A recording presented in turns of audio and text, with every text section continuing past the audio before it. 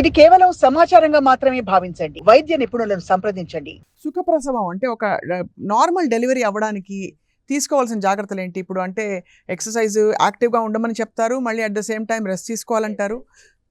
So దానికి ఏంటండి balanced approach ఏమిటి? నార్మల్ డెలివరీ అంటే న్యాచురల్ బర్త్. అంటే న్యాచురల్ బర్త్ అవ్వాలంటే మనం నేచర్కి దగ్గరగా ఉండాలి యాక్చువల్గా.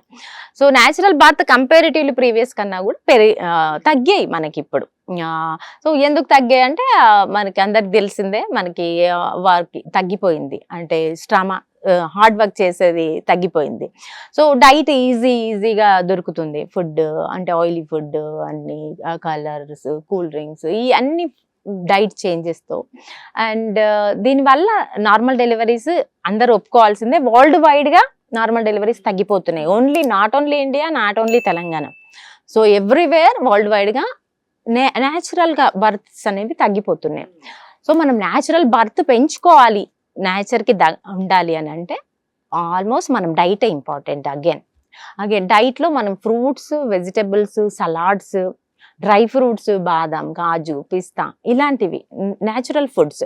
ఎంత పచ్చిగా తింటే, పాతకాలంలో ఎందుకు అయ్యాయి, వాళ్ళంతా న్యాచురల్గా తినేవాళ్ళు, నేచర్గా దంచుకొని అన్ని చేసుకుని తినేవాళ్ళు. అంటే పచ్చివి ఎక్కువ తినేవాళ్ళు. అప్పట్లో సిజేరియన్స్ రేట్ అంటే సిజేరియన్ రేట్ పెరగడం అనేది మెటర్నల్ మార్టాలిటీ అండ్ ఫీటల్ మార్టాలిటీని తగ్గిస్తుంది. అంటే అప్పట్లో మదర్ అండ్ బేబీ మార్టాలిటీ తెలుసు కదా మీకు, death rate. So mother and baby death rate ఎక్కువగా ఉండేది న్యాచురల్ బర్త్స్ ఎక్కువగా ఉన్నప్పుడు. సో సిజేరియన్ వల్ల ఆ రేట్ తగ్గింది, మెటర్నల్ అండ్ ఫీటల్ మార్టాలిటీ అనేది తగ్గిపోయింది. ఇంకో రకంగా చూసుకుంటే మనకి ఈ సిజేరియన్ రేట్ పెరగడం వల్ల కొన్ని రకాలైనటువంటి పోస్ట్ ఆప్ కాంప్లికేషన్స్ కావచ్చు, ఐసీయూ స్టే పెరగడం కావచ్చు, మదర్ వెంటనే ఫీడింగ్ ఇవ్వకపోవడం కావచ్చు. ఈ సిజేరియన్ వల్ల కొన్ని రకాల మినిమల్ కాంప్లికేషన్స్ ఉంటాయి.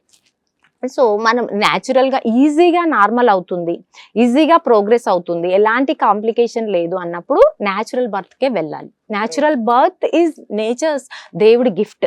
అది ఉమెన్కి ఇచ్చిన గిఫ్ట్, మదర్హుడ్కి ఒక గిఫ్ట్. సో అది న్యాచురల్గా జరుగుతుంది.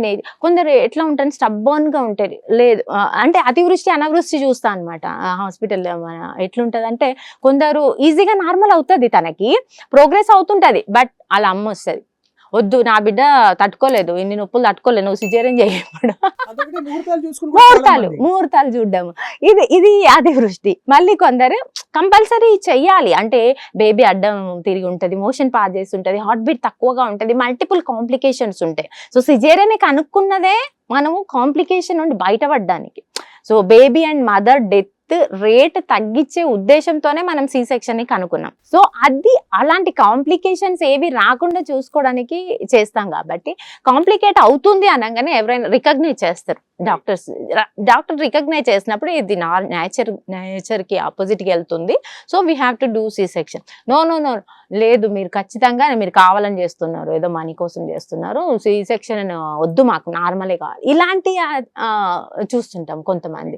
So we have to understand the problems అర్థం చేసుకోవాలి, అక్కడ ఏం ప్రాబ్లం అవుతుంది, ఎందుకు అట్లా అవుతుంది, డిస్కస్ చేయాలి డాక్టర్తో.